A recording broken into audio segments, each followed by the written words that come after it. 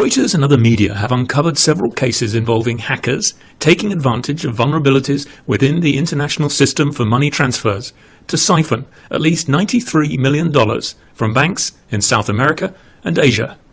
The attacks all combine modern tactics of hacking into computers with malware and old-fashioned money laundering skills.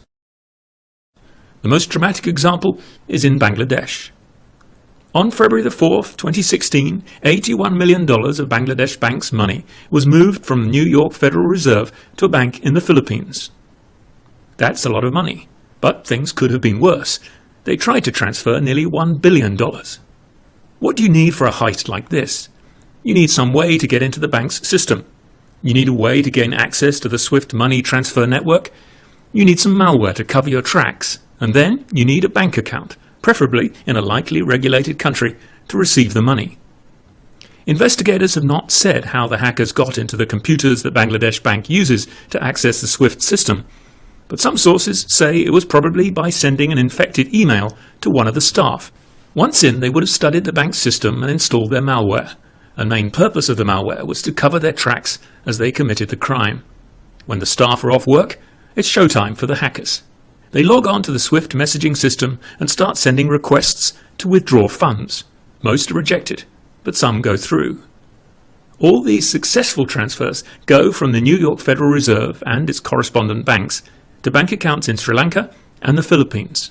One alert staffer at Deutsche Bank spots a typo in the name of the intended Sri Lankan recipient and queries the transaction.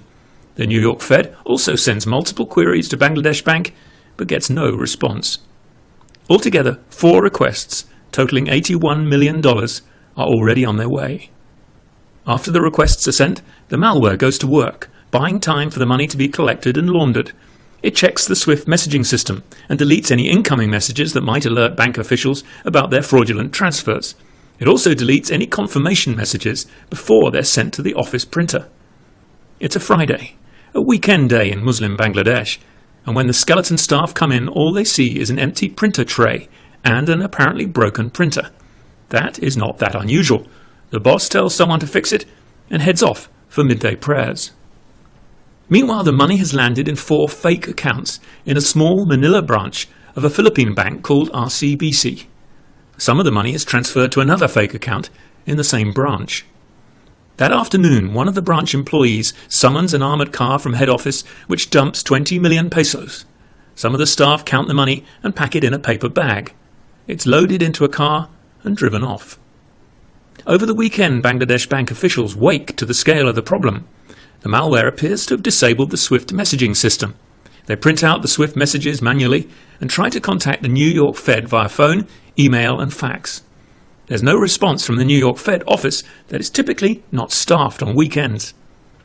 SWIFT remotely fixed the messaging system.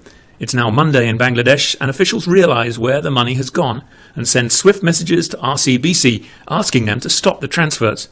But it's a public holiday in the Philippines and those messages don't get read until Tuesday morning. And, crucially, they're sent as ordinary messages, not cancel requests, so they join a pile of hundreds of routine messages in the bank's headquarters.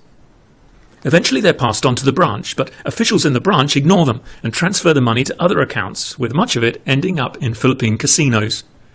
Investigations are now going on around the globe, but no one has been arrested or charged. And other cases have now come to light in Ecuador, Vietnam, the Philippines and other countries.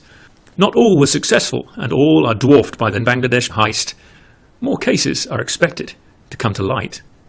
But the hackers, whoever they are, remain hidden.